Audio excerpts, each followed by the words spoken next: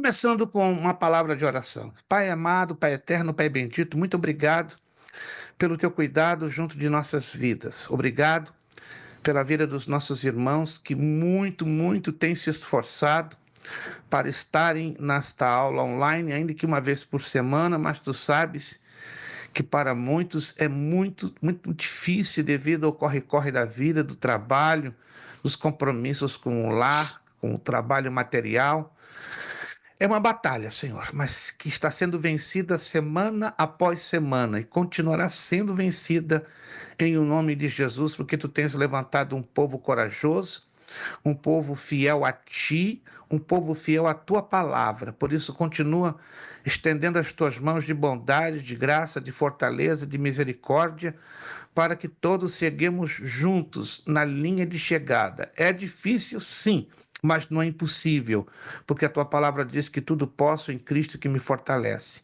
Abençoa esta aula, entregamos esta aula aos teus cuidados, que teu Santo Espírito possa nos guiar, nos falar, nos ministrar, nos ajudar a entender a profundidade da tua santa palavra. Muito obrigado.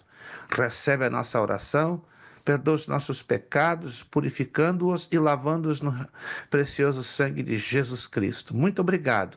Ministra-nos nesta noite a nossa oração, que te fazemos agradecidos no bendito e maravilhoso nome de Jesus Cristo. Amém, amém. Muito boa noite, a paz do Senhor, graça e paz, Shalom Adonai a todos os nossos queridos irmãos, também internautas. Muito obrigado pelo esforço que cada um de vocês tem colocado, não é, para estarem aqui. Eu sei que não é fácil. Eu costumo dizer, uma vez por semana, mas é uma batalha. Você que está aqui conosco todas as terças-feiras sabe que é uma batalha. Para mim também, por incrível que pareça, é uma grande batalha. Tá ali o irmão Joel, bonito Pai na do Senhor terra. Jesus. Paz do Senhor, irmão Joel, irmã Kesley também. Agora que eu vi que o vídeo dela ainda está fechado, mas depois, daqui a pouquinho, acredito, ela estará se tornando visível, né? Alguém vai dizer, pastor Luiz Prestes, é chato, quer ver o nosso rosto? Não é questão de ser chato, é por ser uma aula online, dentro de uma linha de coerência, né? De coerência. Sempre a gente pede o vídeo aberto do aluno. Eu entendo que vai haver momentos que o aluno não vai poder estar com o vídeo aberto, né? Porque está com alguma coisa na sua casa, algum compromisso, alguma situação na família ou algum problema de natureza técnica. Quando isso acontecer, não custa nada mandar uma mensagenzinha de texto rápido, né? De segundos, pastor. Hoje eu não posso abrir o meu vídeo por essa e essa razão. E pronto, aí fica fácil. No momento que você dá uma pequena justificativa, nos ajuda sobretudo a entender, porque alguns não têm o hábito de ter o vídeo aberto, mas por ser uma aula online, né, você pode verificar isso. A maioria das escolas, como uma obrigatoriedade, uma exigência mínima, é ter o vídeo aberto, porque do contrário, que sentido faria, não é?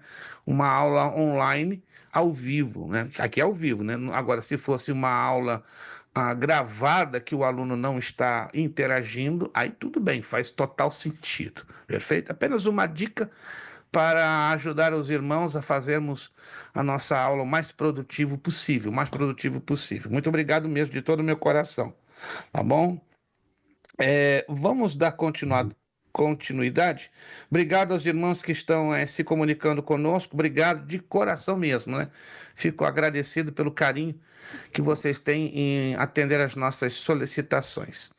Vamos dar continuidade à nossa matéria. Antes, quero apenas relembrar que esta matéria, síntese do Antigo Testamento, terá sua conclusão no dia 6 de maio, pelo fato que não tivemos uma aula, né, por problemas técnicos. Então, no dia 6 de maio, de hoje a 2 semanas, vai ser a finalização desta matéria. Aí nós vamos passar para uma outra chamada Síntese no Novo Testamento. Ela é um pouquinho menor. Esta próxima matéria vai conter 6 aulas, apenas 6 aulas. Esta 7 e a próxima 6 aulas, ou seja, estaremos desenvolvendo-a ao longo de 6 semanas. E a provinha vai ser baseada nos exercícios, que hoje vamos completar a correção do bloco 3, bloco de número 3. Quero também deixar claro que nós já começaremos a partir da semana que vem, para ganhar tempo, a partir entre terça e quarta da próxima semana, a despachar as apostilas pelo correio. Mas não sei se você está acompanhando as notícias, isso aqui é importante deixar isso claro. O governo Trump começou a fazer muitos cortes nos órgãos do governo dos Estados Unidos e, infelizmente, o United States Postal Service, que é o correio americano, está sendo alvo desses cortes. E pelo fato que o correio americano está sendo alvo de drásticos cortes do correio americano, o que está acontecendo? As correspondências estão sendo afetadas. Não sei se vocês aí nas suas cidades e estados estão percebendo que as correspondências estão chegando com considerável atraso. Alguém está vivendo essa experiência da sua correspondência chegar com atraso? Ou sou eu que estou sozinho nessa história? Ninguém está tendo problema? Então somente eu aqui que estou tendo problema. E aqui eu estou tendo sérios problemas de demoras de correspondência que levariam 4, 5 dias, estão levando 10 a 15 dias para a chegada. Pelo menos eu estou tendo essa experiência, os moradores aqui do condomínio que reside aqui em Orlando, estamos tendo essa experiência, então só estou deixando isso de aviso, né, que se por alguma fatalidade a sua apostila próxima demorar a chegar na sua casa via correio, esta é a razão, né? A gente se esforça para enviar com uma boa antecipação para que você não seja prejudicado, ainda que eu use, né, o recurso do PDF, que ajuda, né? Mas não é muito confortável para um bom número de alunos. Eu já cheguei a essa conclusão. O PDF, para a maioria, por incrível que pareça, ainda não pegou, não colou. Entende? Tem escolas que trabalham unicamente com PDF, que não é o nosso caso, que a gente quer ser o mais elástico e flexível possível para dar conforto, para dar comodidade, entendeu? Para deixar com que o aluno tenha boa fluência. Que Deus então possa abençoar a cada um de vocês. Obrigado então pela gentileza de todos. Vamos então, meus queridos irmãos, à continuação.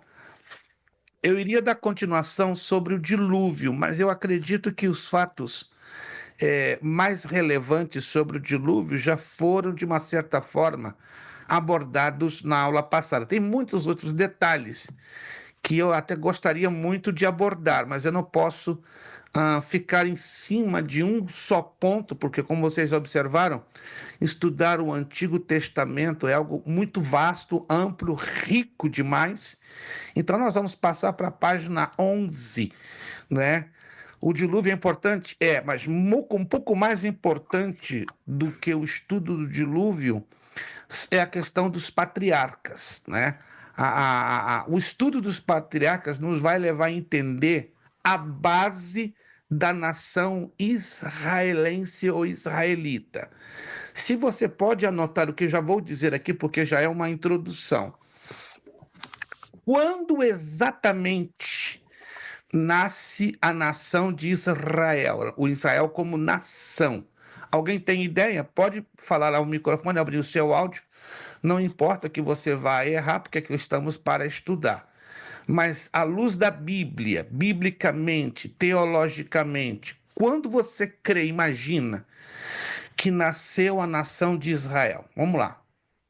Quero ouvir um ou dois alunos, ou até três. Pastor, eu acredito que foi depois da saída do povo do Egito, e aí, conforme passou o tempo, quando veio José, né? E, e nesse período da escravidão e tudo, que o povo foi considerado nação, né? De Israel. Eu acredito que seja sim, não sei. A abordagem da nossa irmã Vanderlei Almeida não está de todo correta. Ela está seguindo uma linha até de raciocínio lógico. Não está de todo errado, mas eu quero ouvir mais um outro aluno. Pastor, Explicou os Sim, patriarcas, Abraão, Isaac, Jacó. perfeito. Com as leis de Deus? Pastor Francisco ia dizer alguma coisa. Por gentileza, Pastor isso, Francisco. nasce com Abraão, né? Abraão que dá início à nação israelita. Toda a história do povo de Israel nasce com Abraão. Ok. Mais um aluno gostaria de ter uma Pastor, participação? não foi quando José como é que fala? Os irmãos de José e o pai de José foi habitar lá no Egito? Não foi a partir disso? Perfeito. As visões que os irmãos colocaram, eu vou repetir, não estão fora de lugar.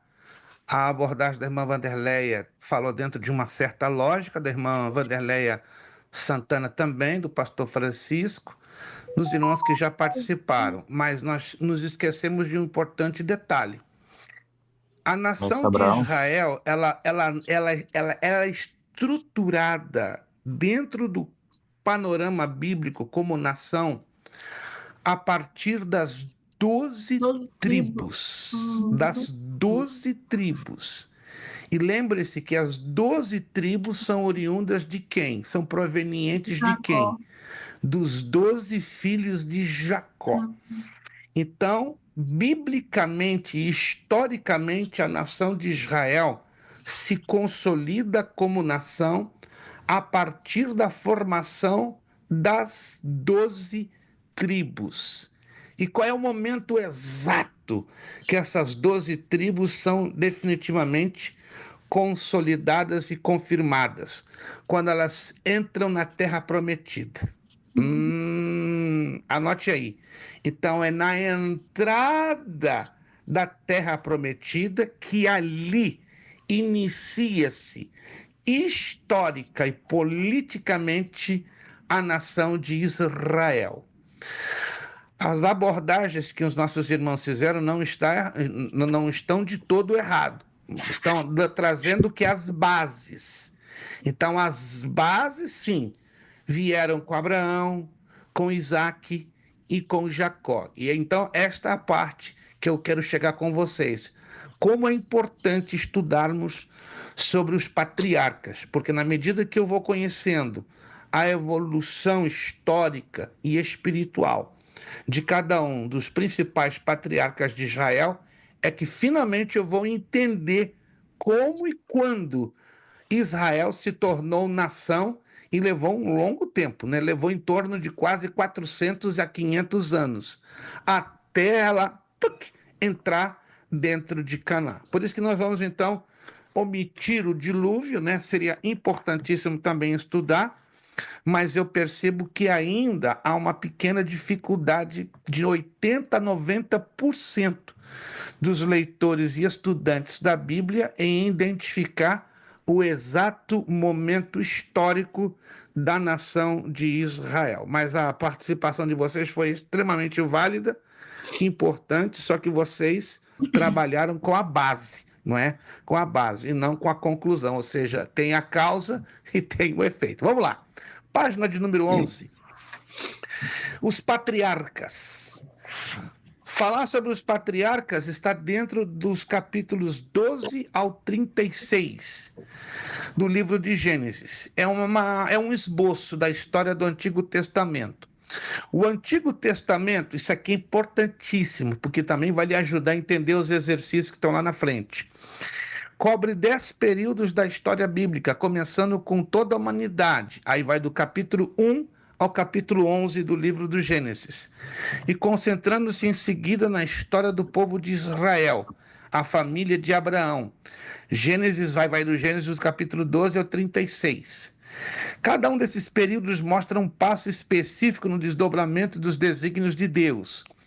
Todos os livros do Antigo Testamento estão inseridos em um desses 10 períodos da história bíblica. Muito curioso, muito interessante.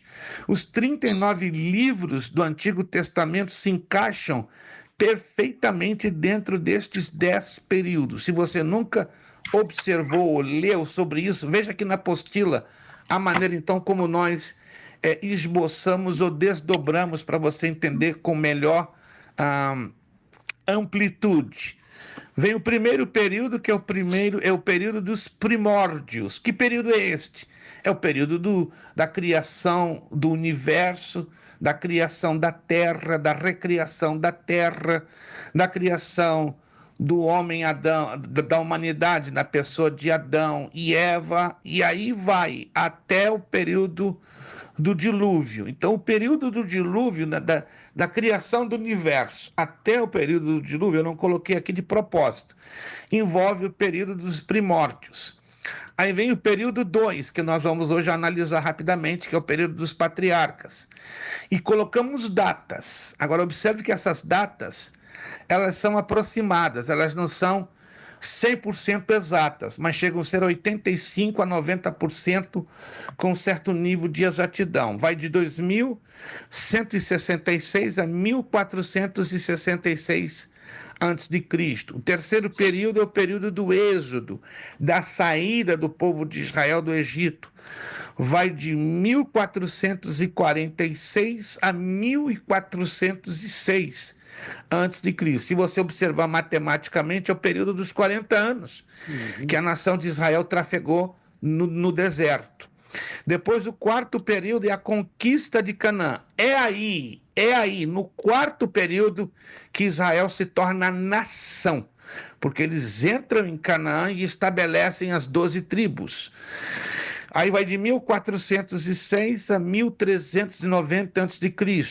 Aí vem o quinto período, o período dos juízes, de 1367 a 1050 antes de Cristo. É o período mais agitado, mais conturbado, mais tumultuado, mais confuso e caótico da história de Israel. Pensa num período louco, completamente louco.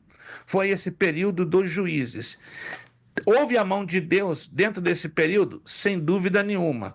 Mas foi, vamos dizer, um período catastrófico da história de Israel. Ao contrário, o quarto período da conquista de Canaã, como diz um ditado popular, é só vitória, é só vitória.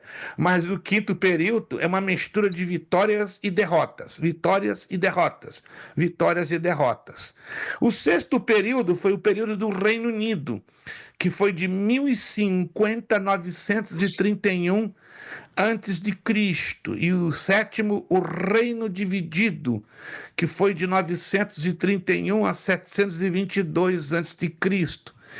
Depois, o oitavo período, o reino sobrevivente. Por que reino sobrevivente? Observe que quando nós estamos falando lá em número 7, reino dividido, está prestando atenção? Tem uma data ali, ó, 722. Essa data é importante por qual razão? É quando a Assíria invade Samaria e toma cativos habitantes de Samaria, ou seja, é a data da destruição do Reino do Norte, o Reino de Israel. Tiglat-Pileser III invade Samaria e leva cativo uma quantidade enorme de pessoas. Então, esta data marca a transição entre o reino dividido e o reino sobrevivente, que vai de 722 a 586 a.C. O período nono, ou número 9, é o cativeiro babilônico, quando Nabucodonosor II, o rei da Babilônia, invade Jerusalém, toma cativos mais de 60 mil pessoas e ao longo de 70 anos são levadas ao cativeiro na Babilônia. Aí entram, os personagens da Bíblia conhecidos como Jeremias, Ezequiel e Daniel. Vamos ver se temos um tempinho, uma oportunidade, acredito que sim, na próxima aula, falarmos um pouco das profecias de Jeremias, Ezequiel e Daniel, porque foram os 3 profetas que falaram bem detalhadamente sobre o cativeiro babilônico, que termina em 538 a.C., quando os Círios, a Pérsia, na verdade, a Pérsia invade a Babilônia e destrói o poder do Império Babilônico. E aí se levanta o Império Persa, ou chamado também Medo-Persa.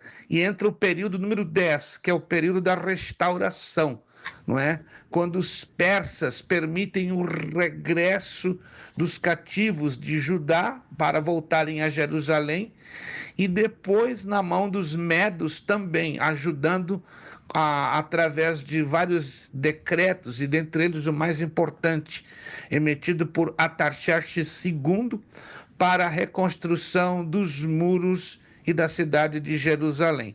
E esse período, número 10, o período da restauração, vai até o ano 400 a.C., quando entra um período dramático na história de Israel, o chamado silêncio profético. Por 400 anos, não se publica ou não se escreve nenhum livro inspirado pelo Espírito Santo, que vai entre Malaquias e Mateus. Mas é um período abundante, muito agitado na história da nação de Israel. Aí entra a narrativa de dois importantes livros apócrifos que eu sugiro e recomendo a leitura. Primeiro e segundo livro aos Macabeus. Os livros apócrifos, para quem não sabe, são livros não inspirados pelo Espírito Santo. Entretanto, os livros de primeiro e segundo de Macabeus são históricos e vão nos ajudar a entender perfeitamente o que de importante e de crítico aconteceu nos 400 anos de silêncio profético. Nesse período, né, entrou uma família, só para você entender rapidamente, chamada Macabeus.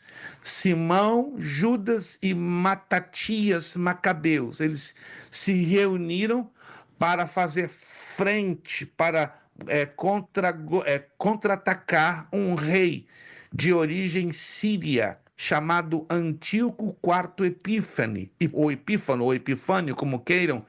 E este rei ele havia feito um acordo de paz com os hebreus e depois quebrou esse acordo de paz, pegando uma porca e sacrificando-a em cima da tampa da Arca da Aliança, profanando o templo. Algo praticamente igual fará o anticristo quando se der início à segunda parte da tribulação. Ele vai fazer igualzinho, porque Jesus profetizou isso em Mateus 24, 34, né? Usando o termo lá do livro do profeta Daniel. Quando virdes a abominação da desolação. Essa é uma frase figurativa para indicar que esta abominação da desolação é o sacrifício de um animal imundo em um lugar sacrossanto, que é a tampa da Arca da Aliança. Mas vamos falar isso um pouquinho adiante e acreditamos que na próxima aula, uma vez que nós temos ainda 3 aulas pela frente. Então vamos lá. Vamos começar então a conhecer o patriarca Abraão. Mas antes de chegar ao patriarca Abraão, eu quero fazer aqui uma perguntinha de $1 milhão. Alguns já têm a resposta na ponta da língua, outros ainda não a têm. Mas quem tiver a resposta na ponta da língua, pode dá-la. Por enquanto, não vou dar pontinho. Eu vou aumentar o nível de dificuldade das perguntas, aí eu já vou dizer, ó, tá valendo 40, tá valendo 50, tá valendo 75.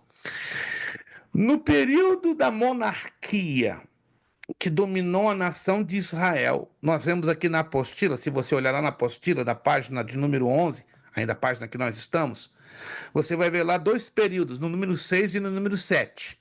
O Reino Unido e o Reino Dividido. Estão observando lá comigo? Número 6 e 7. Reino Unido e Reino Dividido. Mas vamos ficar em cima do número 6. Reino Unido, que foi de 1050 a 931 a.C. Quem e quantos foram os reis do Reino Unido de Israel? Quantos e quem? Já dou uma dica, foi um número menor de 10, muito menor de 10. Pastor, Vamos ver se... Sim. eu penso que depois do período dos juízes, que Deus levantou juízes porque o povo era inconstante, né? Eles pediram um rei, e esse Sem rei dúvida. foi Saul. Esse foi o primeiro, com certeza. Mas eu quero a listinha de quantos e quem foram eles do Reino Unido. Saul realmente foi o primeiro. Então, nossa irmã Saul, Vanderlei Davi e Almeida já deu o Salomão? pontapé inicial. Saul, filho dele. Saul, Sim. Davi e Salomão. Davi e Salomão. Antes de Davi, teve um rei que ficou 2 anos. Olha só, olha só. Será que é só. Veio Será que a Davi, memória. depois veio Salomão. Vamos lá. Nossa irmã Vanderlei Santana está colocando algo diferente, algo novo. Algo que vai trazer aqui um grande impacto nessa aula. Vamos lá, eu ouvi dizer aí Saul, Davi e Salomão. Agora eu pergunto, quantos de Saul, vocês. Davi e Bozete também. Tá na lista. Opa, aí tá quase chegando lá. Tem que colocar na ordem cronológica, na linha do tempo. Vamos lá. Saul, Davi, Então é Saul e Bozete. Saul, Davi, Esbozete, Salomão, Não, saiu fora da ordem. Davi. Não, Saul, Davi. Saul, Esbozete, Davi, Salomão. É 100% correto. E Roboão. Saul foi o primeiro rei do Israel Unido. Anote, já foi dito aqui para nossa irmã Vanderlei Almeida, eu creio que a maioria, todos têm esse consenso. O grande problema é o consenso para o segundo rei de Israel, que a gente é ensinado desde lá da escolinha dominical, pelo menos nos meus 10 anos, 11 anos, quando eu entrei na escolinha dominical, até aprendi uma musicazinha. Uma canção, né, de criança. Saul, Davi, Salomão, Saul, Davi, aí vai. Aquilo ficou. Mas quando eu comecei a estudar a fundo, o Antigo Testamento não bate. Essa declaração que é tão popularizada, definitivamente ela não bate. Eu vou provar vocês agora. Segundo livro de Samuel. Segundo livro de Samuel, capítulo 2, versículo do 8 ao 11. Você vai anotar. E pode pegar com todo carinho aos irmãos que insistem na ideia que são 3 reis.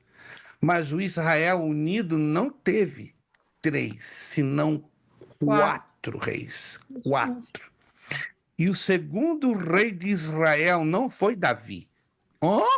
Porque isso se tornou uma tradição não provada dentro da Escritura. Então a gente tem que provar o que está declarando. Se não pode provar, fica difícil. Vamos lá comigo? Segundo livro de Samuel, capítulo 2, versículos 8, 9, 10 e 11. Preste atenção na leitura. Isso aqui é importante para você levar em consideração essa declaração. Porém, Abner, filho de Ner, capitão do exército de Saul, tomou a Isbosete, filho de Saul, e o fez passar a Manaim, e o constituiu rei sobre Gileade, e sobre os Assuritas, e sobre Jezreel, e sobre Efraim, e sobre Benjamim, e sobre todo o Israel. Isso é importante. Versículo 10. Da idade de 40 anos era Isbosete, filho de Saul, quando começou a reinar sobre Israel. E reinou somente 2 anos. Eu acredito que é pelo fato que ele reinou tão pouco tempo, a maioria que lê, passa por cima, passa batido, e não considera o reinado de Isbosete como válido. Sim, foi válido, ainda que ele tenha reinado unicamente 2 anos. Mas, curiosamente, acontecia um reinado paralelo. Olha que coisa curiosa. Mas os da casa de Davi, na verdade, não era um reinado, era um segmento. Mas os da casa de Judá seguiam a Davi. Em outras palavras, olha que interessante, ainda o reino não havia sido dividido. E outro detalhe que tem que ser anotado, o reino ainda não estava dividido, mas somente a tribo de Judá, ou seja, das 12, 11 seguiram a Isbosete, menos qual? Judá. Nesse período, estou anotando, gente, nesse período, as 11 estavam seguindo a Esbocete, recebendo o governo direto de Esbocete, menos a tribo de Judá, porque o texto diz com todas as letras. Mas os da casa de Judá seguiam a Davi. Uma coisa é seguir, outra coisa é governar. Então, Davi não queria um tumulto. Davi não gerou uma sensação de guerra civil. Houve aqui um ato de simpatia, de solidariedade. Eu estou interpretando a história tal qual ela é. Aí continua, né, no versículo 11. E o número dos dias que Davi reinou em Hebrom sobre a casa de Judá, 7 anos e 6 meses. Outro detalhe que pouca gente sabe, não é? Que Davi reinou primeiramente sobre a casa de Judá 7 anos e 6 meses. Quando ele foi oficializado rei de toda a nação, ou seja, quando ele se tornou terceiro rei de toda a nação de Israel, ele reinou quanto? 40 anos sobre a cidade de Jerusalém e dali como capital, né, de toda a nação de Israel. Então são detalhezinhos que, na verdade, passamos por cima. Então tenha isso bem anotadinho, não é? Então o primeiro rei do Israel unido, Saul. O segundo, Isbosete. O terceiro, como todo mundo já sabe, Davi. E o quarto, Salomão. Aí temos o Israel dividido. Roboão se torna o primeiro rei de Judá e Jeroboão I se torna o primeiro rei de Israel, do Israel dividido. Isso é importante para a gente não gerar problemas de confusão no plano histórico. Porque quando você estuda sobre os patriarcas e sobre os períodos da história bíblica, você e eu estamos analisando pela visão da história. Tanto a história bíblica como a história secular confirmam isso em detalhes. Agora vamos a conhecer o primeiro dos mais importantes patriarcas. A nação de Israel teve 3 principais patriarcas. Eu creio que esses 3 vocês sabem de cor quem foram eles. Vamos lá. Qualquer um pode aqui me dizer. Facílimo, meu Abraão, Deus. Isaac e Jacó. Isaac e Jacó. Abraão, Isaac e Jacó foram os 3 principais. Temos outros, mas os principais, os que marcaram a história espiritual, a história política, a história social e cultural de Israel, definitivamente foram esses 3. Vamos lá para Abraão. Abraão é o personagem mais importante do mundo antigo. Por quê? Ele é o mais importante. As 3 principais religiões do mundo. Faça um highlight aí para não se esquecer. Eu também coloquei em letras maiúsculas. O islamismo, o judaísmo e o cristianismo remontam suas raízes a Abraão. O chamado de Abraão inaugurou um novo período na história bíblica, o período patriarcal. Até aqui, de Gênesis capítulo 1 ao 11, vimos a história da criação. A partir de Abraão, do capítulo 12 ao 50, a Bíblia começa a desenhar a história da redenção. Então, a história da redenção, propriamente dita, ela começa no capítulo 12 do livro do Gênesis e desemboca, fecha, finaliza no capítulo de número 50. Deixa que eu entrar em alguns pormenores que na maioria das escolas teológicas elas não entram. E você vai dizer, pastor, isso aí que o senhor está ensinando é coisa de louco. Não é coisa de louco, está dentro da Bíblia. Só que esses detalhezinhos que nós vamos aqui trazer à tona não são normalmente explorados. Vamos a Gênesis capítulo 11. Gênesis capítulo 11. Isto, eu vou esperar que todos tenham suas Bíblias abertas no capítulo 11 de Gênesis. Aí eu peço que você chegue lá comigo no versículo 24. Gênesis, capítulo 11 e e segura lá no versículo 24. Isto. Vou aguardar que todos abram suas Bíblias, livro do Gênesis, capítulo 11, e segura lá, versículo 24. Todos estão lá, gente? Gênesis, capítulo 11, versículo de número 24. Segura aí.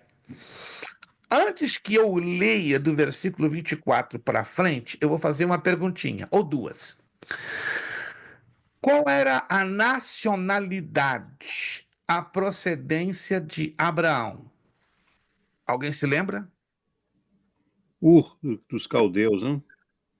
Sim, é a nacionalidade, é a cidade da onde ele procedeu, mas eu quero saber a nacionalidade. Ele era egípcio, ele era babilônico, ele era romano, ele era grego, ele era sírio, ele era africano. Qual era a nacionalidade? De que país ele procedia? Mesopotâmia? Está esquentando. Atual Iraque. Entre a Escorrega um Arábia pouquinho, e a Pérsia. escorrega um pouquinho para a direita, irmão Vitor. Irmão Vitor Então, tá. a Síria e Turquia. Aí, irmão escorregou para a esquerda, escorrega para a direita. Escorrega para a direita. Gente, a matéria de geografia bíblica vai bater pesado aqui, estou percebendo. Vai bater pesado. O irmão Vitor chegou pertinho, Mesopotâmia, só que ele escorregou para a esquerda. Tem que escorregar para a direita. Ninguém se lembra a nação da onde veio Abraão? O atual Iraque, que hoje é o atual Iraque? Não, minha irmã, a senhora escorregou forte para a esquerda, escorrega para a direita. Babilônia, não. Não, Babilônia não é... Ah, me fugiu da cabeça agora. Isso acontece comigo, irmão pastor Francisco. Me acontece 4 vezes por semana. É uma fuga que eu tenho, às vezes, de coisa da minha mente. E o senhor é jovenzito, nada comparado à minha ancianidade, né? Como diz meu filho, né? O senhor está ficando ancião, pai, eu sei. Não me lembra, 66 é coisa para ancião. Quer dar 50, o primeiro que me disser a nação exata da onde veio Abraão. Vocês são movidos com pontinhos, né? Vamos lá, 50, para quem acertar, o nome certo. Seria Palestina, pastor? Não, aí a senhora deu uma escorregada para baixo, violenta, só foi para o sul agora. Só caiu no sul. Foi válido o seu esforço, né? Só que a senhora deu uma esticada violenta para o sul. Caldeia. Caldeia, anote. Abraão era oriundo da Caldeia. E aí se esqueceram, né? Que a Bíblia diz Ur dos Caldeus. Ur dos Caldeus. Ei, papai do céu. Tava na ponta da língua. Remedinho bom para melhorar a memória. Ginkgo Então, biloba. eu escorreguei bem próximo, então, que eu falei dos caldeus. Mas você não disse caldeus, só disse Ur. Só que no mundo bíblico, o pastor vai estudar em geografia bíblica, tem 5 Urs. 5. 5. O mais conhecido é Ur dos Caldeus, claro, que era a maior cidade. Na Mesopotâmia, ou seja, na Babilônia, tinha Ur. Na área da Arábia Saudita tinha outro Ur. Agora, a Bíblia ela é específica. Ur dos Caldeus. Então, anote aí. Abraão não era hebreu. E já ouvi pastores renovados nas redes sociais. Ricardo Gomes, depois do arrebatamento, retornou. Glória a Deus, meu Jesus. Será que o Ricardo está na tribulação? Não pode ser. Eu não creio, né? A promessa é arrebatamento para todo mundo. E eu fico feliz que eu estava preocupado. Cadê o Ricardo? Está ali o Arthur, está ali a irmã Évila, está ali o pastor Francisco. Mas será que Ricardo ficou na tribulação? Não, ele voltou, graças a Deus. Seja bem-vindo, Ricardo. Deus te abençoe. Mas vamos lá. Anotou, então? Então, Abraão nasceu, era procedente de Ur dos Caldeus. Abraão nunca foi judeu ou hebreu. Ao contrário de pastores nas redes sociais insistirem com essa ideia que não é em nada bíblica. Isso é bem estranho, você pode achar curioso. Ok, segunda pergunta, e eu vou fazer depois que eu ler o texto agora, em Gênesis 11, 24 em adiante. Atenção, por favor. Você vai ter a resposta a partir do momento que eu terminar de ler esse texto. Gênesis 11, 24. E viveu Naor 29 anos e gerou a Terá. E viveu Naor depois que gerou a Terá 119 anos e gerou filhos e filhas. Versículo 26. E viveu Terá 70 anos e gerou a Abrão, Naor e a Arã. Me acompanha, por favor. 11, 27. Estas são as gerações de Terá. Terá gerou Abraão, a Naor e Arã. E Arã gerou a Ló. 28. E morreu Arã estando seu pai Terá ainda vivo, na terra do seu nascimento, Ur dos Caldeus. 29. E tomaram Abrão e Nor mulheres para si, e o nome da mulher de Abrão era Sarai, e o nome da mulher de Naor era Milca, filha de Arã, pai de Milca e pai de Isca. E Sarai foi estéril e não tinha filhos.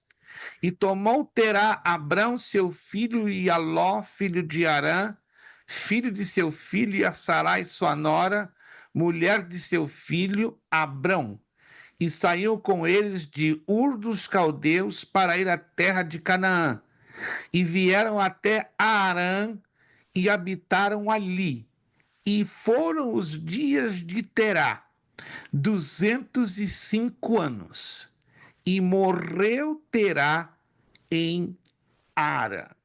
Espero que vocês tenham prestado bem atenção nesta narrativa. É uma das mais interessantes e, por incrível que pareça, difíceis de interpretar dentro do livro do Gênesis. Vamos lá com 3 perguntinhas. Preste bem atenção. Depois que acabamos de ler o texto, dentro destes versículos, vocês vão ter a resposta, mas a resposta só virá se você está prestando atenção na leitura dos versículos que acabamos de fazer. Primeira pergunta: quem de fato recebeu o chamado para sair da terra prometida? Não precisa me responder agora, só me ouça. Quem de fato recebeu o chamado para sair da terra prometida? Aliás, perdão, desculpe, passa a borracha. Quem recebeu o chamado para sair de Ur dos Caldeus? Desculpe. Quem recebeu o chamado para sair de Ur dos Caldeus? Segunda pergunta: como se chamava o pai de Abrão? E terceira pergunta: o que de estranho aconteceu entre Abrão e Terá? Por que eu faço essa terceira pergunta? Porque você vai detectar essa coisa estranha já no capítulo 12, versículos do 1 ao 4, que eu vou ler aqui agora. Agora presta atenção, Gênesis capítulo 12.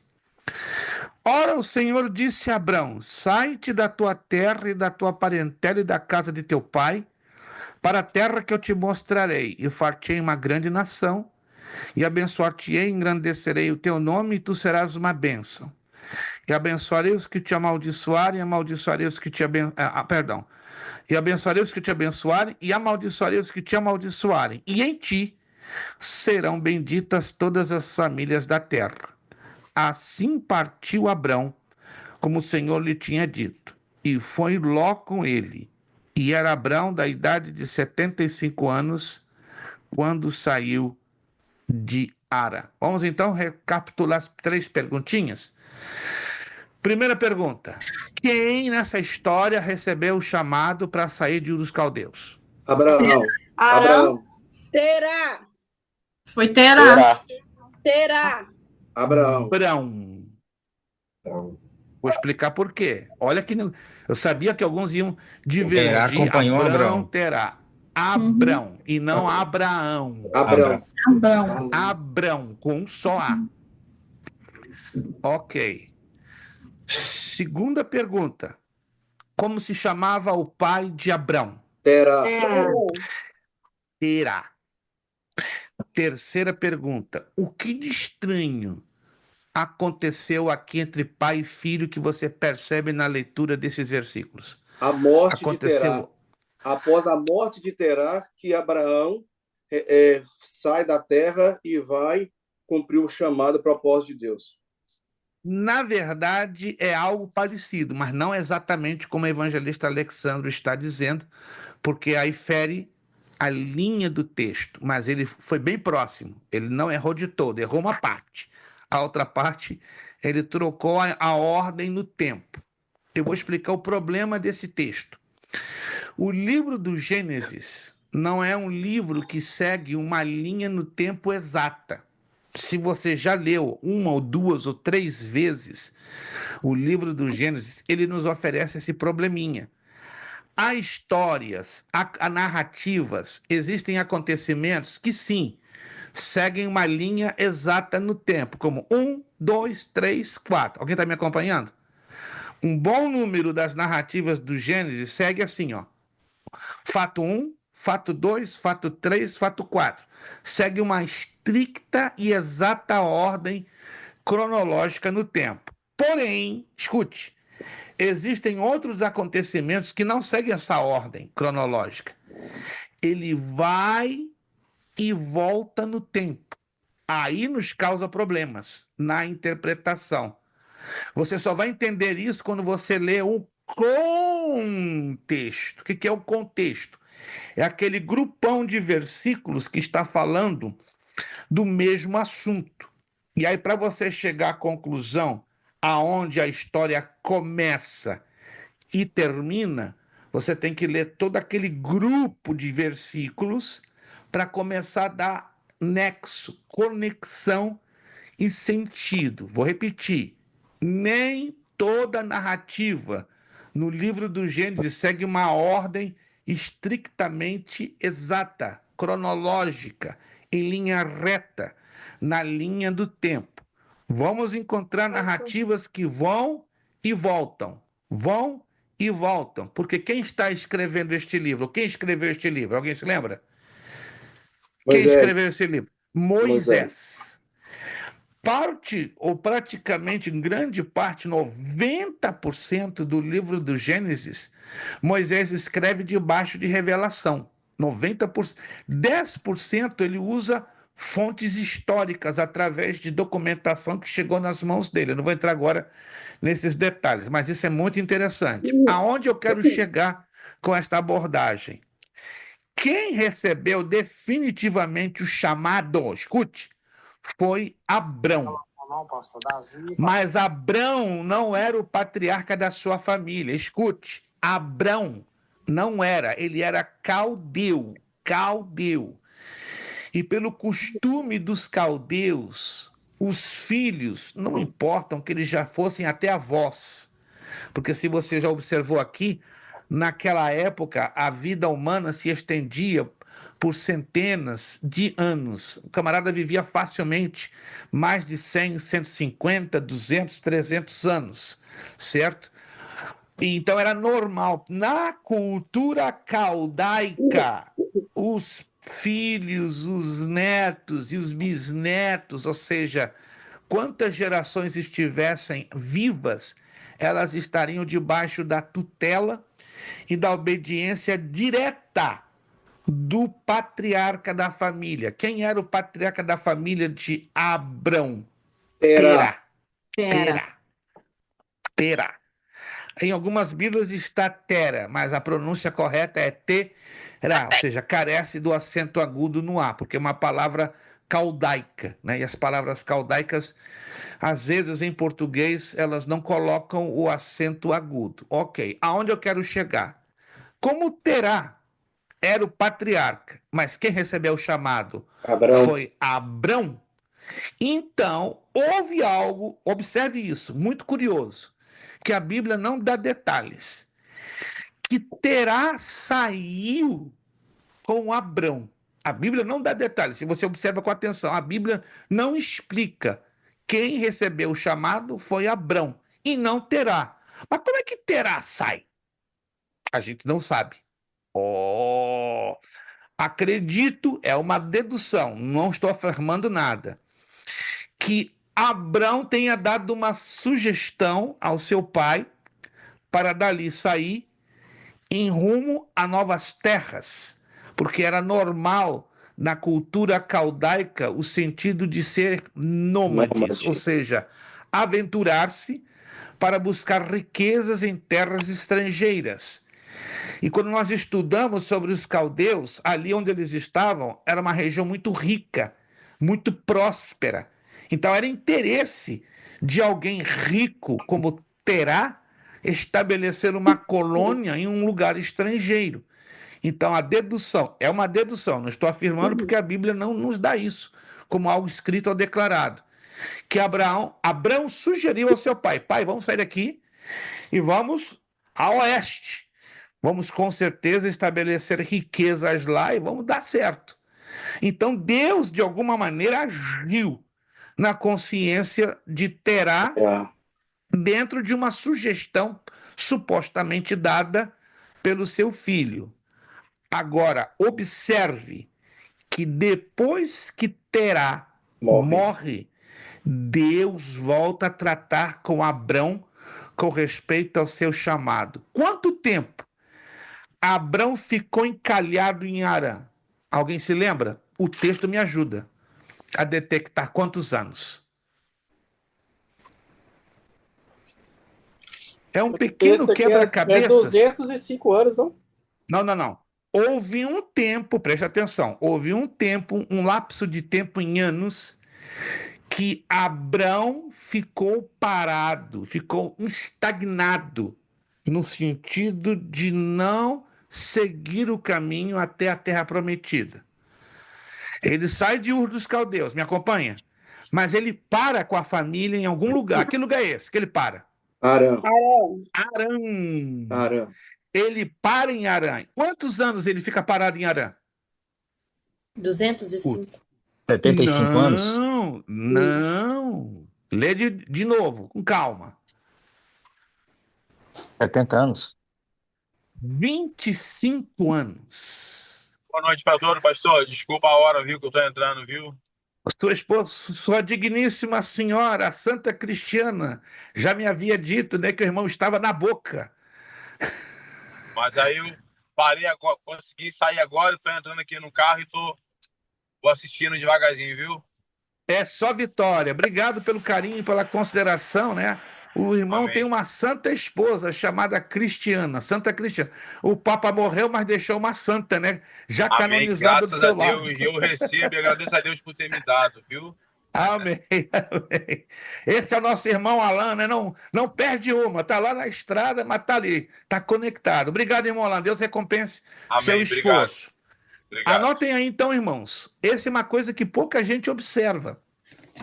Abrão ficou parado 25 anos em Harã. Dá até para pregar uma mensagem. Interessante, eu já preguei várias mensagens. Harã não é lugar para o crente parar. Pastor, sim. Eu estou tentando entender aqui no texto aonde que a gente tem a certeza de que ele ficou 25 anos parado. É pela idade do pai dele que... Exatamente. O tempo de vida do pai dele, o tempo que morreu. Exatamente. Essa é a questão do porquê a Bíblia trabalha com cronologias. Porque a Bíblia trabalha com cifras matemáticas. Para que os leitores, ao lerem essas cifras matemáticas, compreende, irmã Vanderlei Almeida, possa fazer as conexões de quando até quando. Há textos que são bem claros, a senhora concorda comigo? Textos que são diretos, de já cifra de uma vez só. Mas há textos que a Bíblia não dá uma cifra exata de primeira vista.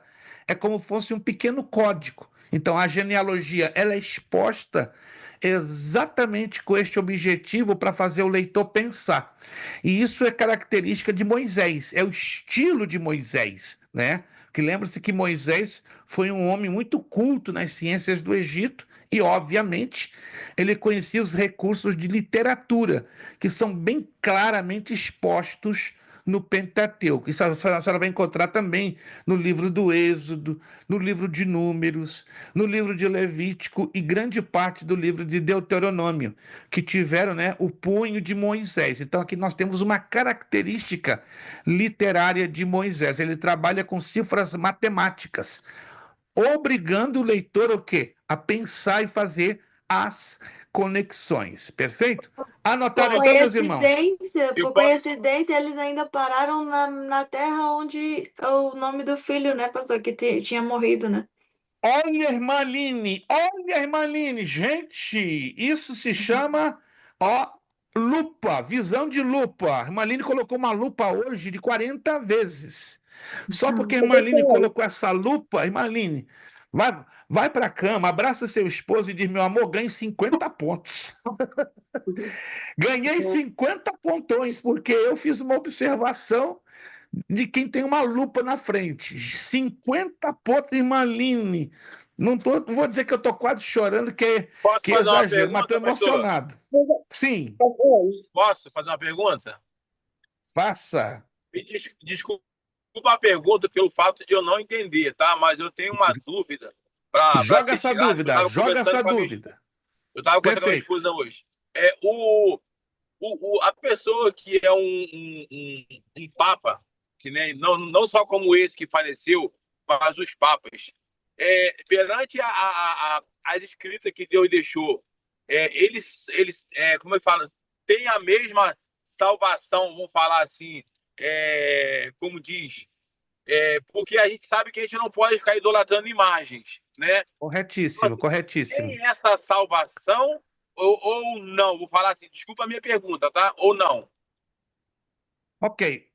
Posso responder em 5 minutos a pergunta do nosso irmão Alan, meus irmãos? 5 minutos. Eu creio que talvez é uma dúvida da grande maioria. 5 minutinhos, posso? 5 minutinhos. Não vou me desviar do assunto, mas é uma pergunta que, inclusive, estão fazendo para mim nas redes sociais. Não sei se alguns dos irmãos estão me acompanhando no Facebook e no Instagram. Estou lançando uma série de vídeos chamados Momento Escatológico. Alguém aqui está me acompanhando no Facebook ou no Instagram? Isso, já lancei ontem o vídeo número 10. Número 10, se você não é obrigado a me acompanhar. Mas como a escatologia é um assunto tão atual e tão difícil, né? E nós vamos ter esse prazer de, no final de maio, estarmos ali de novo, numa rodada número 2, com o nosso querido evangelista Alexandre e a sua congregação em Nagataki. Então, hoje um assunto que está fervendo. Mas respondendo ao nosso irmão Alan, e vou fazer isso em 5 minutos, não mais do que isso, aqui no relógio olhando. 5 minutos. Obrigado. A salvação é ainda um mistério. É um grande mistério. Por quê? Vamos dizer que uma pessoa passe 40 anos servindo a Deus fiel, cumprindo a palavra, sendo obediente, sendo cheio do Espírito Santo, fazendo como cada um de nós, não é? Todos os dias estamos nos esforçando para fazer, para ganhar o céu e automaticamente, né? Temos a convicção que essa salvação está em nós. Ok. Número 2, a salvação pode ser perdida? Pode, porque a Bíblia fala entre tantos textos, o que perseverar até o fim será salvo. Então a salvação é uma parceria entre o homem e Deus, entre o Espírito Santo e a minha e a sua e a nossa pessoa.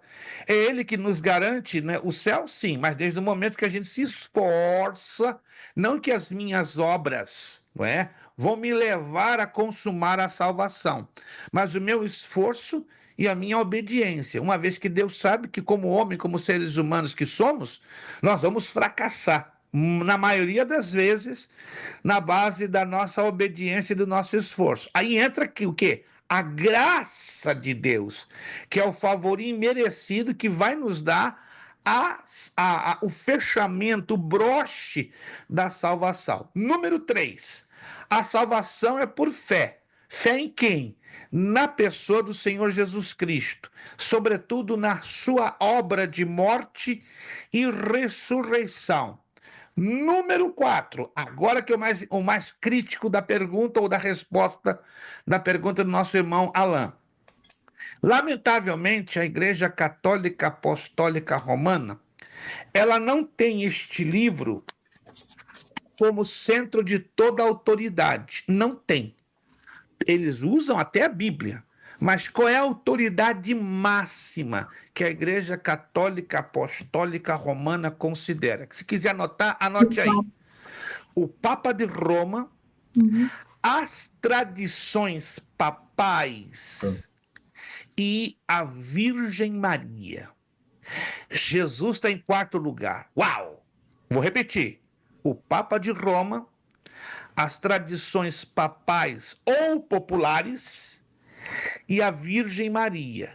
Jesus fica em 4º lugar. Isto é, o que Jesus falou e escreveu não tem valor comparado às bulas papais.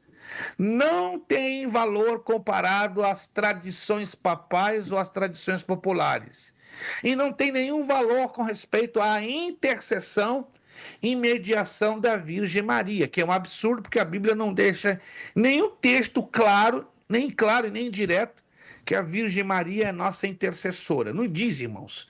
Isso está nos livros apócrifos de Tobit e Judite. Opa! Se você não sabe, a intercessão pelos mortos, e daí veio a criação dos santos, e a intercessão da Virgem Maria é baseado em mitos babilônicos. Não sei se você já viu lá no grupo, eu postei hoje no grupo, vai lá.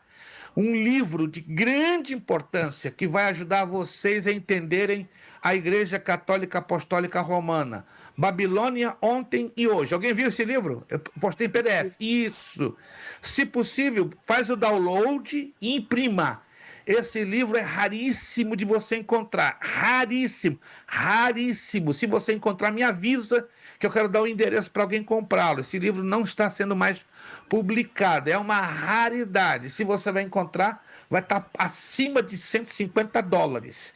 Quem escreveu esse livro? O grande escritor, escatólogo, pastor Abraão de Almeida, meu amigo pessoal.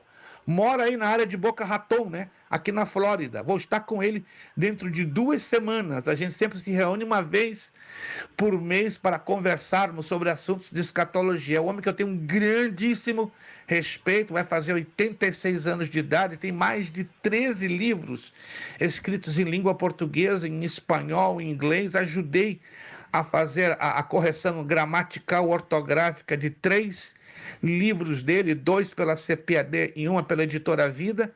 Então, meus queridos irmãos, isso tem que ficar bem claro, porque isso causa um problema tremendo. Então, vai lá, neste livro em PDF, se possível, imprima-o. Faz o download, joga para dentro do seu computador e imprima-o. Mas, resumindo, irmão Alain e queridos irmãos, a Bíblia Sagrada diz: quem tem o Filho tem a vida. Quem não tem o Filho de Deus não tem a vida. Primeira carta de João, capítulo 5, versículo 20. Aonde eu quero chegar com isso? Que a salvação é um mistério. O camarada gasta 40 anos da sua vida servindo a Deus, mas em questão de segundos, ele pode perder a sua salvação. Aí acontece o caso ao contrário. O camarada fica 40 anos adorando a deuses, tendo uma vida arrebentada, uma vida afastada da presença de Deus.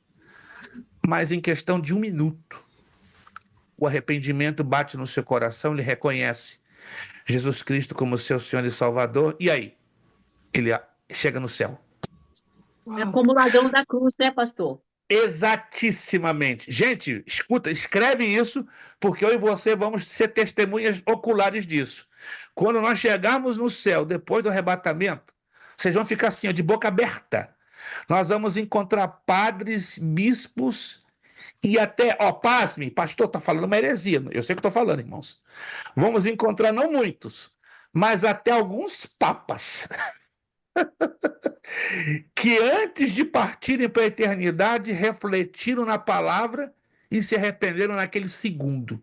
e entraram no céu. Porque eles sabem a verdade, né? Eles só não podem falar, né? Aí está a irmã Wanderleia. Eles sabem a verdade.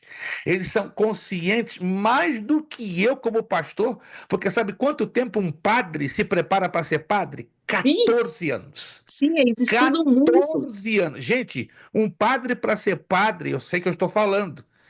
E agora eu vou falar algo com muita humildade. Muita humildade. Não falo aqui para me colocar melhor do que ninguém. Eu conheci já 3 papas, pessoalmente. Paulo VI, João Paulo II e Jorge Bergoglio, Francisco I. Eu tenho 3 livros autografados pelo falecido Papa e tive a oportunidade de conhecê-lo, porque eu fui pastor de uma igreja Assembleia de Deus na Argentina, na época que Bergoglio, isso em 1997, era o arcebispo de Buenos Aires. E na Argentina, a igreja católica é casada com o Estado, ou seja, as igrejas evangélicas são, por força de lei, obrigadas a fazer continência para a Igreja Católica Romana, ou seja, fazer reportes, relatórios informativos da Secretaria e da Tesouraria das igrejas evangélicas. E 3 vezes por ano, todos os pastores na Argentina são obrigados a fazerem os seus reportes ao ministro de Relações Exteriores de Culto, que é o arcebispo de Buenos Aires. E na época era Jorge Bergoglio. Eu conversei várias vezes com Bergoglio, Francisco I, ele deixou isso bem claro, nítido. Nós temos consciência da verdade deste livro, mas não podemos quebrar a autoridade dos papas e muito menos da tradição e muito menos de Maria, porque estamos inseridos em um sistema. Rapaz, eu coloquei a mão na cabeça. Eu acredito. Então eles não têm fé. Esse é outro problema, irmã Wanderleia Santana. Esse é um outro problema. Mas essa fé vem por uma escolha. Uma escolha.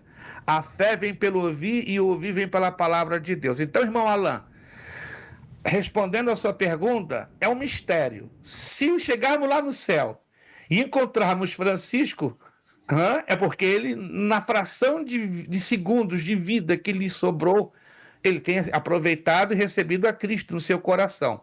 Mas eu garanto, irmãos, nós vamos encontrar alguns papas lá no céu, que na fração de vida que eles ainda tiveram, se arrependeram. E pronto, entraram no céu. Igualzinho o ladrão da cruz.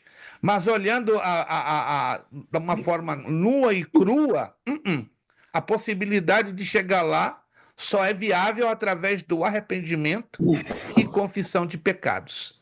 Então a gente não tem como fazer um julgamento sobre essa questão que é muito delicada e muito sensível. Alguém está me entendendo, gente? É muito sensível essa situação. Pastor, eu tenho uma pergunta, é uma dúvida. Sim, Mandele. E talvez eu seja um pouco, não sei se inocente pensar desse jeito. Vamos lá, joga, estamos aqui para... Vamos supor, o senhor é um homem de Deus, trabalha sempre para Deus, ganhando vidas, e não só o senhor, como outras pessoas também, e tem um deslize pequeno, e Jesus volta naquela hora e o senhor não é salvo. Eu não vejo Jesus desse jeito, que a pessoa perderia a salvação. Nós temos um problema, irmã Deli. Sabe qual é o nosso problema? Nós somos muito... Só um minutinho, pastor, eu não vigiei, meu computador está descarregando, eu vou pegar o carregador, só um minutinho, por favor. Tranquilo. Antes que a irmã Deli regresse, alguém... Ok, a irmã Deli está chegando ali.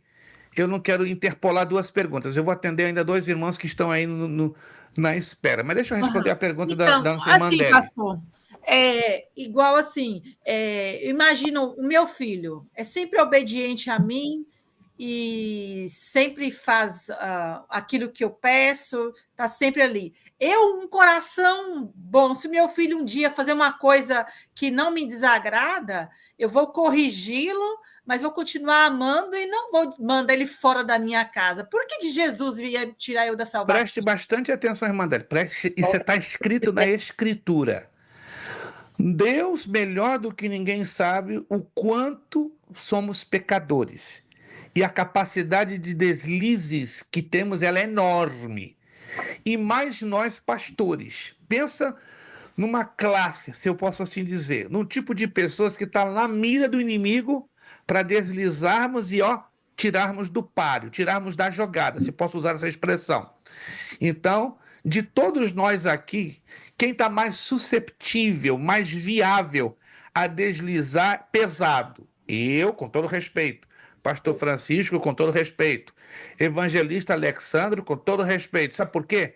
Porque além de líderes, temos uma consciência muito profunda e arraigada deste livro. Jesus mesmo disse: a quem muito é dado, muito será cobrado.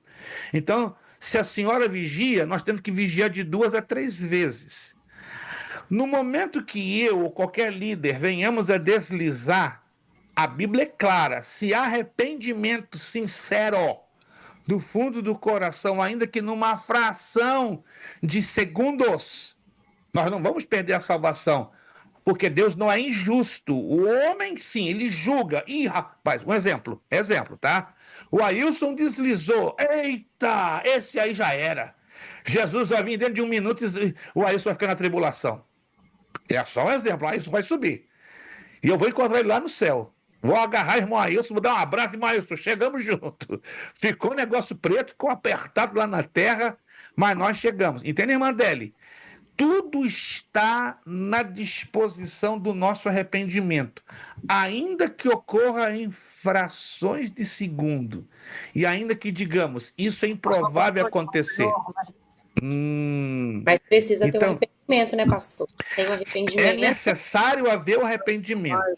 Agora, o espaço de tempo que vai ocorrer isso ainda é um mistério. Por isso que eu digo, irmã Deli, lá no céu vai ser um momento de grandes surpresas. Pessoas que imaginávamos, que criamos, eu vou encontrar o pastor fulano, e de repente, ué, não está aqui? O que houve? Aí não é bom querer entender, saber. Para gente cuidar para não cair. Quem tá de pé, Exatamente. Aquele que está de pé, cuide para que não caia. Eu só entendo, irmã Deli, salvação é algo muito sensível, mas Deus não é injusto para tratar conosco a partir do momento que vem o arrependimento. Pastor, e aquela questão de o sangue será cobrado das nossas mãos, eu não entendo essa parte que fala. Responsabilidade. Deus deu a nós uma responsabilidade. Pregar o evangelho. No momento que negligenciamos ou negamos esta responsabilidade, o que acontece? Nós estamos deixando bem claro que nós não queremos cumprir a nossa parte. Isso aí é o ter o sangue nas mãos. Alguém está com o áudio aberto e está vazando um som um pouquinho incômodo. Pode nos fazer a bondade de fechá-lo? Obrigado. Entende, irmã Deli? Sim, mas não é o caso, tipo, vamos supor, se você trabalha com uma pessoa, por exemplo, e aquela pessoa, você não conseguiu fazer com que aquela pessoa aceite Jesus, o sangue dela vai ser cobrado da sua mão. Quer dizer que você vai perder sua salvação? Mas a senhora pode fazer algo que todos nós podemos fazer: orar por ela. A questão de ela aceitar ou não é outro assunto. A senhora fala, evangeliza, ela não quer saber de Jesus, a senhora já fez a sua parte. Então o sangue não está mais na sua mão. Aí a senhora continua orando, porque quem leva ao convencimento é o Espírito Santo. Eu não vou forçar a pessoa a receber Jesus. A minha parte, alguém está me entendendo? Eu tenho que fazer. Evangelizar, falar. Se ela vai rejeitar ou aceitar, é um assunto dela. A sua parte, a nossa parte, fizemos. Entenda isso, tá? Então não está mais o sangue dela nas suas mãos, porque a sua parte a senhora já fez. Se ela não quis, é um problema dela, pessoal com Deus. Mas a senhora continua orando, clamando, pedindo, para que Deus possa tocar no seu coração. Mas esse quer dizer de cobrar o sangue da sua mão, não quer dizer que você vai perder a salvação. Não. O cobrar o sangue é no momento que eu negligencio. Entenda-me bem. Quando incorremos na negligência, não apenas de falar, mas acima de tudo também de orar. Se eu não posso falar, eu posso orar. Se alguém não ora e não fala, aí está negligenciando, aí está com sangue nas mãos. Mais 2 perguntas para a gente avançar, meus irmãos. Mais 2 perguntinhas, por favor. Ô, pastor. Somente mais 2. Como o senhor estava falando sobre os papas e os padres, né, os papas lá, me veio na memória, assim, com com tudo que teve da reforma de Lutero, foi concordando com o que eles faziam, né? Com o que eles estavam falando na época, né? Exato, Por isso exato, que teve exato. a reforma, né? Sim, a reforma ela foi um método, né, um meio que Deus usou para mostrar as falhas gravíssimas que a Igreja Romana estava incorrendo. Sugiro, por favor, a leitura do livrinho que eu postei para vocês. Babilônia ontem e hoje. Você vai encontrar respostas para centenas de dúvidas que você tenha sobre a Igreja Católica e de outras seitas. Vamos avançar então, porque já são 9h44. A aula esquentou um pouco, né? Então vamos colocar um pouquinho de gelo para voltar a ficar morna, né? Porque a água já estava muito quente. Vamos lá. Então Abraão, por interessante, ou Abrão, ele é um marco importante em 3 religiões: o islamismo, né, que tem Maomé como cabeça, o judaísmo, que tem Moisés como cabeça, anote aí, e o cristianismo, que tem Jesus Cristo como cabeça.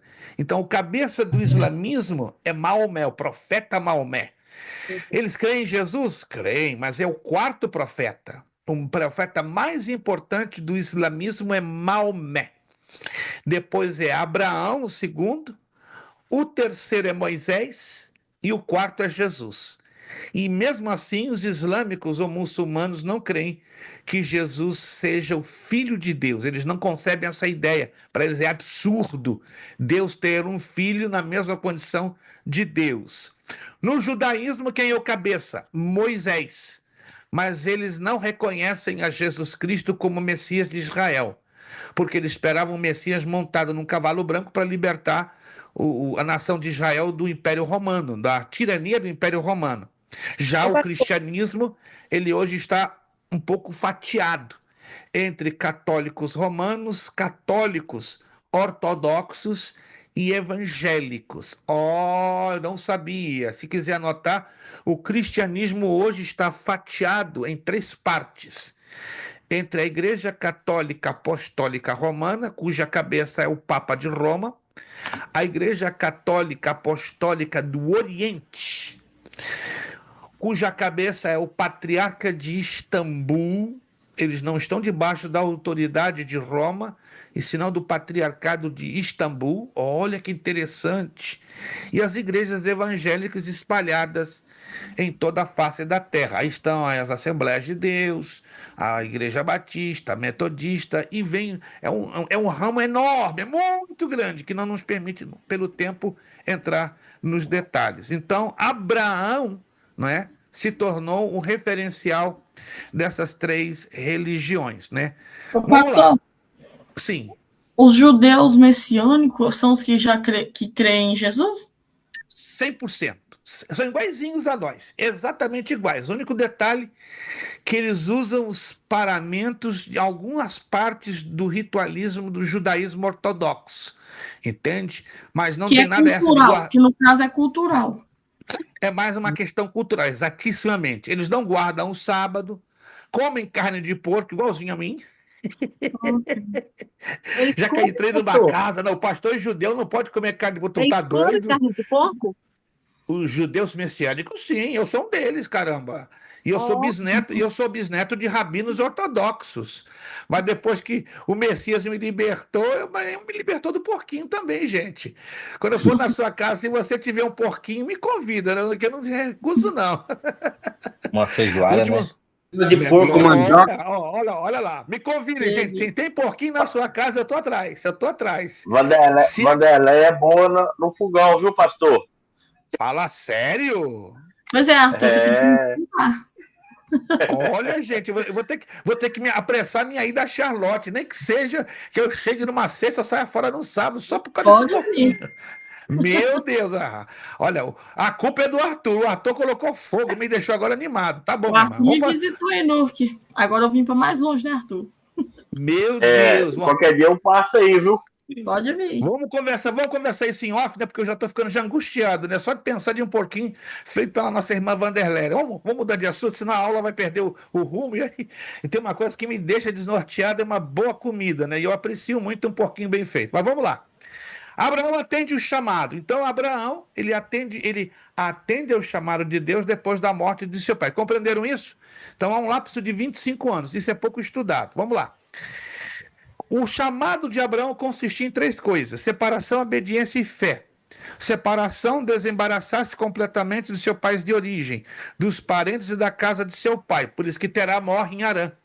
E como nossa irmã Aline falou, Terá morre numa cidade que, coincidência ou não, tem ligação com um dos seus descendentes, que também tinha o mesmo nome, Harã.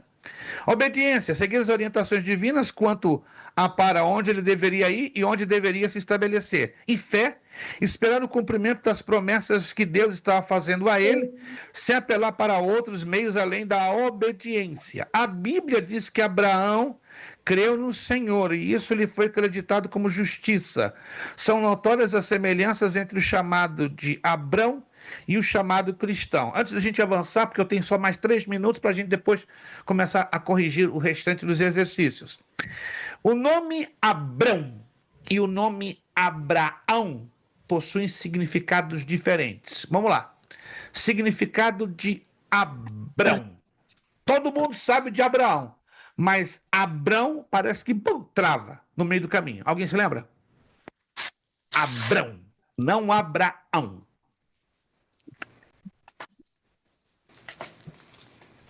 Silêncio no tribunal, pastor, rapaz. Foi quando Deus faz uma promessa para ele que muda o nome dele. Isto, mas agora eu quero saber o significado do nome Abrão. Abrão, vamos lá. Pai exaltado. Não. Abrão? Chegou perto, mas não é exatamente. Pai da fé. Pai honrado. Pai de uma grande multidão.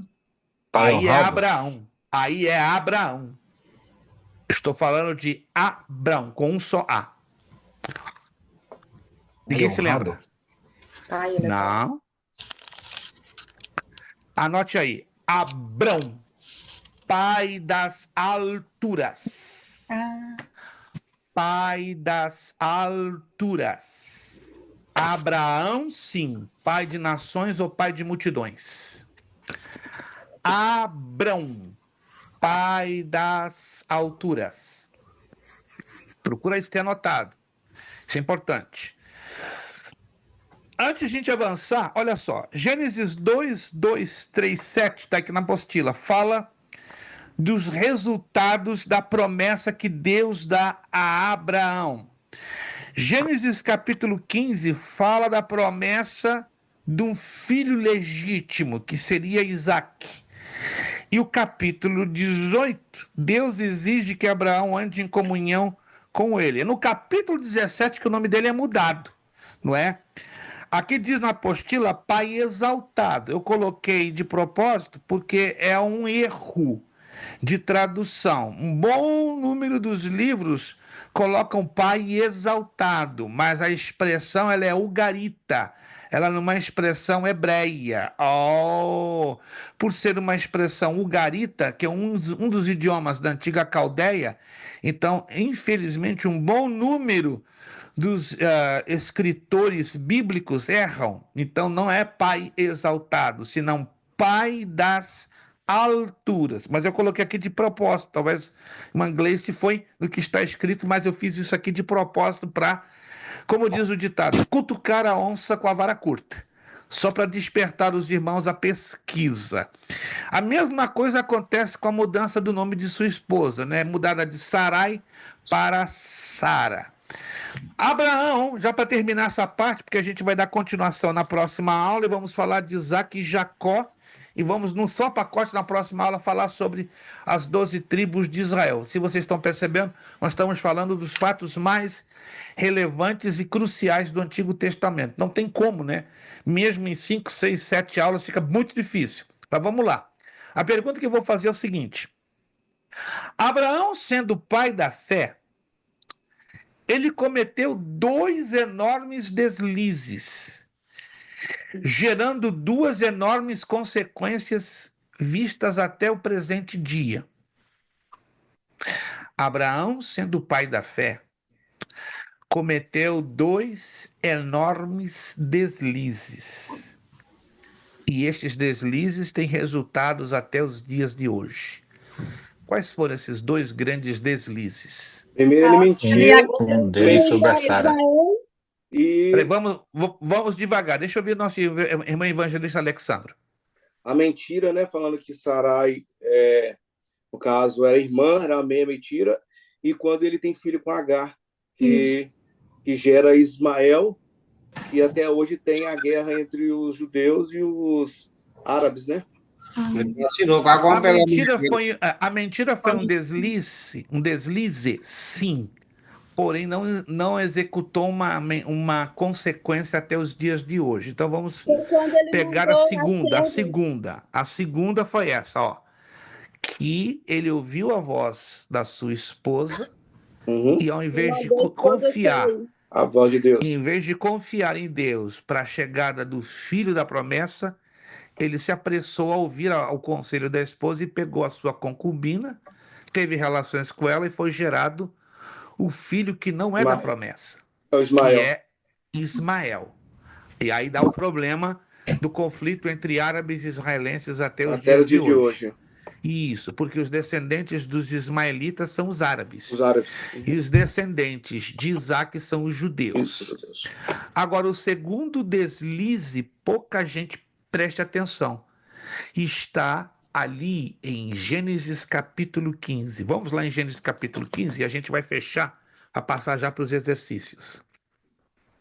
Tem uma coisa a ver com Ló, pastor? Como? Tem uma coisa a ver com Ló? Não.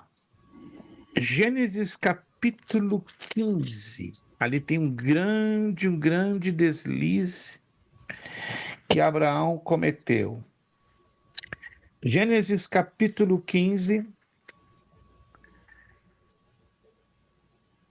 versículo do 8 em diante. Quando ele sorri, pastor, ele ri, assim, duvida que... Não?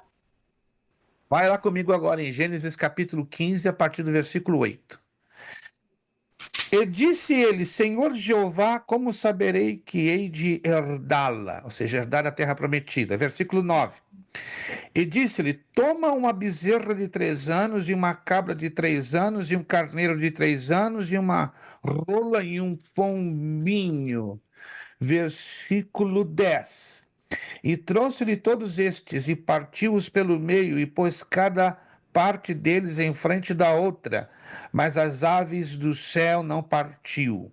E as aves desciam sobre os cadáveres, Abrão, porém, os enxotava. Versículo 12. E pondo-se o sol, um profundo sono caiu sobre Abrão, e eis que grande espanto e grande escuridão caíram sobre ele. Versículo 13, redobre aqui agora a sua atenção. E então disse Abrão, ou seja, Deus diz Abrão, saibas de certo que peregrina será a tua semente em terra que não é sua, e servi-los-ão e afligi-la-ão 400 anos. Mas também eu julgarei a gente a qual servirão, e depois sairão com grande fazenda. Uma outra tradução diz, e então sairão com grande despojo. E tu irás a teus pais em paz, e em boa velhice serás sepultado. Versículo 16. E a 4ª geração tornará para cá, porque a medida da injustiça dos amorreus não ainda está cheia. Qual foi o deslize aqui de Abraão? Veio uma fome. Preste atenção. Capítulo 13. Exatamente. Leia com atenção o capítulo 13 e o 14. O que aconteceu? Abraão teve medo. Deus não mandou ele descer para o Egito, não. Ele foi sem direção de Deus. Não era para ele ter descido ao Egito, exatamente. Não era para Abraão ter descido ao Egito.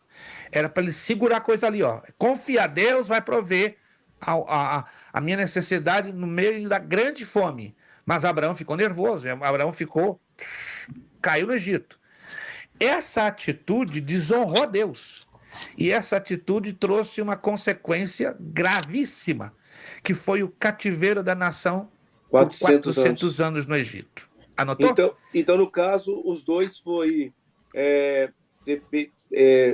entrado, ter ouvido na a voz de Sara, ter ouvido a voz de Sara Ismael, e ter descido ao descida Egito. do Egito. Exatíssimo. Que gerou o cativeiro de Israel. O cativeiro. Do Egito, por 400 anos. Vocês nunca leram isso? Qual foi a razão que foi gerado o cativeiro hebreu no Egito por 400 anos? A desobediência sistemática de Abraão em ter se deslocado para o Egito. Não era para ele se deslocar para o Egito, era para ele ficar quietinho lá em Canaã esperando a provisão de Deus. Olha que lição tremenda. E isso aconteceu com quem? Com o pai da fé. Dá para entender um negócio desse? O pai da fé dá essas duas grandes mancadas para vocês verem que a Bíblia é um livro que ela não apresenta triunfos, ela apresenta também fracassos dos homens de Deus. Última pergunta da noite, para a gente passar para os exercícios, irmã Évila, por favor.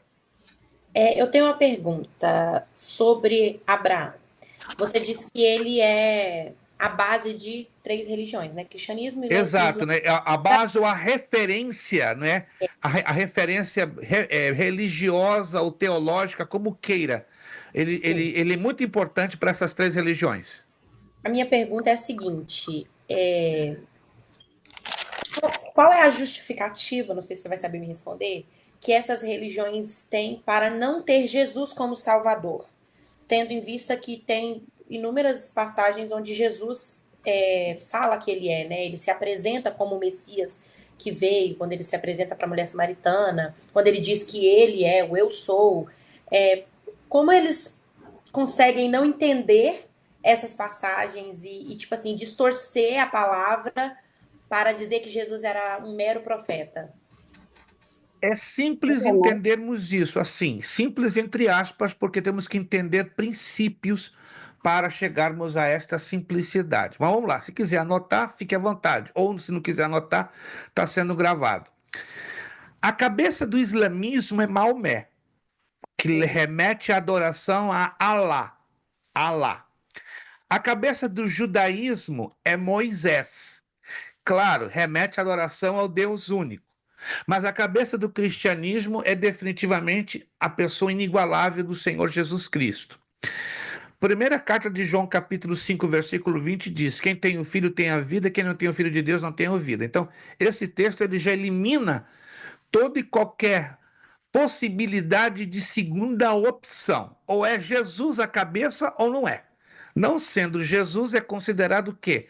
Uma seita ou heresia. O tempo não me permite explicar. Há uma diferença nítida entre uma seita e uma heresia, ainda também existem pontos comuns. Mas para a irmã entender, as características básicas de uma seita ou de uma heresia é quando elas descartam Jesus como a cabeça principal, descartam a revelação escrita da Bíblia Sagrada e colocam como autoridade maior a cabeça humana, ou seja, o seu fundador ou profeta de grande relevância e os seus escritos. É o que acontece no islamismo. Uma vez que a cabeça do islamismo é Maomé, e a Bíblia não tem nenhum valor para o islamismo, ainda que a Bíblia traga lá escritinho com todos os detalhes, e um islâmico, né, que se dedica a estudar a Bíblia, ele aprende a entender esses detalhes. Só que a sua mente já está fechada, bloqueada espiritualmente. A famosa lavagem cerebral, para eles olharem para quem? Para Maomé, para Alá e para o Alcorão. Então, o Alcorão é o livro sagrado dos islâmicos. Eles não admitem disputa com nenhum outro livro. Outro livro não tem nenhuma autoridade na mente, na vida, no coração deles. É Maomé, é Alá e Alcorão. Aí, na ordem, vem os profetas, né? Aí vem Abraão, o segundo profeta importante do islamismo. Aí vem Moisés, não é? E aí vem Jesus. Jesus fica em quarto. Primeiro Maomé, segundo Abraão, terceiro Moisés e quarto Jesus. Como Jesus está em quarto, a partir do momento que vem o segundo para frente, segundo, terceiro e quarto, já não tem tanta relevância no islamismo. No judaísmo é mais complicado, porque os judeus se agarram em Deuteronômio capítulo 6, versículo 4. Ouve, ó Israel, O Senhor teu Deus é o único. E essa palavra, o único, em hebraico é Shemar. É uma doutrina que todo judeu aprende desde criança, ou seja, o nosso Deus é único. E não há espaço para um Deus Filho e para um Deus Espírito Santo. Porque no conceito judaico, admitir que Deus é Pai, Filho e Espírito Santo seria admitir 3 deuses. E na cabeça de um judeu não existe essa de 3 pessoas em um Deus, porque eles vão literalmente a palavra hebraica Shemar, que quer dizer único. E eles levam isso ao pé da letra. É claro, porque eles não têm o Espírito Santo de Deus para abrir a mente e dar a eles a correta interpretação e o discernimento. Porque a fé vem pelo ouvir, e o ouvir vem pela palavra de Deus. Então, resumo, irmã Avilar, evangelizar um judeu islâmico é mais duro que evangelizar um católico romano, acredite. Eu já sou cristão já há 56 anos, saí do judaísmo. E como é difícil falar de Jesus para um judeu. E como é complicadíssimo falar de Jesus para um islâmico. Para um católico, parece que a gente bate de letra. Mas tenta evangelizar um judeu e um islâmico. A senhora vai só um pouquinho. Até consegue com o poder de Deus na sua vida. Mas não é nada fácil em comparação ao católico. Gente, eu vou fazer o seguinte, como o horário já avançou, eu só vou corrigir a metade, tá? Para não ultrapassar muito no horário. Vou corrigir só da número 1 ao número 10. Da número 1 ao número 10. Vamos lá. Gente, tô suado de novo. Cada terça-feira a aula tá me dando transpiração. Tô feliz por isso. Que a aula que eu não sou, não transpiro, que o negócio... A matéria de síntese do novo, você não está entendendo. Nós vamos suar o tempo todo. Essa matéria, vão ser 6 aulas, todas elas bem quentes. Vamos lá. Bloco 3 dos exercícios, somente da número 1 ao número 10, por hoje. Na próxima aula a gente fecha o restante. Número 1. O livro do profeta Isaías acentua de modo especial a doutrina de Deus, sua onipotência, sua onisciência e seu amor redentor. X certo ou errado? X. X, corretíssimo. Número 1, X. Número 2, Isaías foi provavelmente martirizado pelo rei Manassés, brutal e depravado filho de Ezequias. Isso por volta do ano 680 a.C. X certo ou O errado?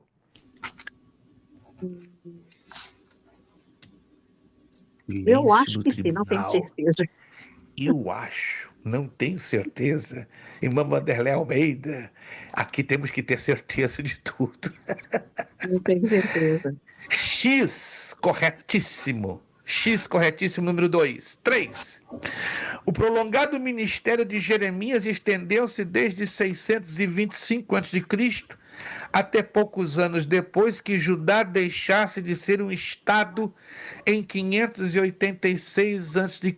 X certo ou O errado? Errado. X certo. Certíssimo. Lembrem-se, Jeremias, Ezequiel e Daniel. Esses 3 profetizaram o exílio de Judá na Babilônia. E desses 3, o ministério mais longo foi de Jeremias. E o mais curto foi de Daniel, bem curto. Comparado, claro, ao longo ministério de Jeremias e de Ezequiel. Número 4. O primeiro lamento de Jeremias descreve o desastre em maiores minúcias e ressalta a destruição da cidade. É juízo divino sobre o pecado. X certo ou errado? X. Isso. O errado. Aonde está o erro aqui? O primeiro lamento de Jeremias não é descrever o desastre em maiores minúcias. Estamos se referindo ao primeiro lamento. Do terceiro em diante, sim. O primeiro, não. Tem que ser observado no livro do profeta Jeremias. Olha que interessante. Então, é errado. 5. O livro de Ezequiel relata a atividade de um profeta durante o exílio de Israel na Síria. Isso é fácil. Eu já dei a resposta agora para vocês. X. Não, irmã Vanderlei Almeida, a senhora não prestou atenção, eu já dei a resposta O livro e de a senhora não Ezequiel? prestou atenção. O livro de Ezequiel relata a atividade de um profeta durante o exílio de Israel na Síria. O exílio não foi de Israel, foi de Judá. E não na Síria, foi na Babilônia. Babilônia. Oh, meu Deus! Essa é uma pegadinha, você tem que estar ligada. Essa Então, foi uma o grande erro está pegada. aqui, né? Exílio de Judá na Babilônia, não de Israel na Síria. Vê? Isso aqui é pegadinha? Claro, isso é proposital, para não estar ligado. Vamos lá, número 6. Os primeiros capítulos de Daniel narram certas experiências dos jovens judeus que fazem parte dos primeiros cativos judeus na Babilônia. X certo ou errado? Isso. X. Essa é certa. Se alguém errasse aqui, eu ia chorar. Oh, meu Deus. X certo. Número 7. Os 4 reinos de Daniel formaram-se de acordo com a profecia. O 5º reino espera seu cumprimento por ocasião da segunda vinda de Jesus. Certo, X ou errado? X. X, corretíssimo. Porque o 5º reino, qual vai ser esse 5º reino? Alguém se lembra? O 5º reino? Do anticristo. Do anticristo, que está pertinho de vir, de acontecer. Vamos lá, número 8. O livro de Oséias apresenta-nos a intensa rogativa de um gigante espiritual profundamente consagrado à tarefa de salvar a nação pecadora. Aí só você que lê o livro do profeta Oséias vai saber responder. Vamos lá. X certo ou errado? Certo. X. X certíssimo. Número 8, X certíssimo.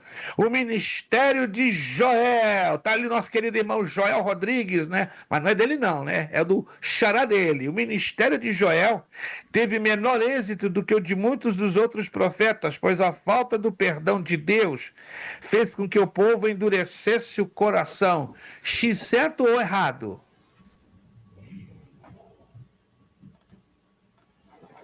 Olha a dúvida no ar. Errado. Errado. Erradíssimo, erradíssimo. Errado. Muito pelo contrário. O ministério do profeta Joel foi de grande êxito. Trouxe um grande quebrantamento no povo diante da mensagem pregada pelo profeta Joel. E o último da noite, número 10.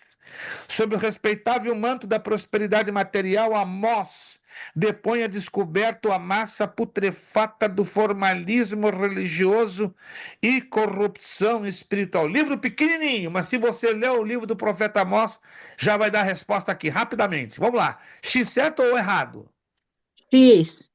X, corretíssimo. Recapitulando para quem perdeu. Número 1, 2 e 3. X, correto. 1, 2 e 3. X, correto. 4 e 5, errado. 4 e 5, errado. 6, 7 e 8, X, correto. 6, 7 e 8, X, correto. 9, errado. E 10, X, correto. Próxima aula, fechamos tudo. Aí corrigimos da 11 até o 20. Estamos partindo para a nossa penúltima aula que vai acontecer, permitindo Deus, na próxima terça-feira, dia 29 de abril. Quero agradecer aos alunos que puderam estar hoje aqui conosco. Deus os abençoe. Daqui a pouquinho, né, perto das 11 da noite, vai estar sendo lançado já o vídeo da aula de hoje, para os que quiserem rever.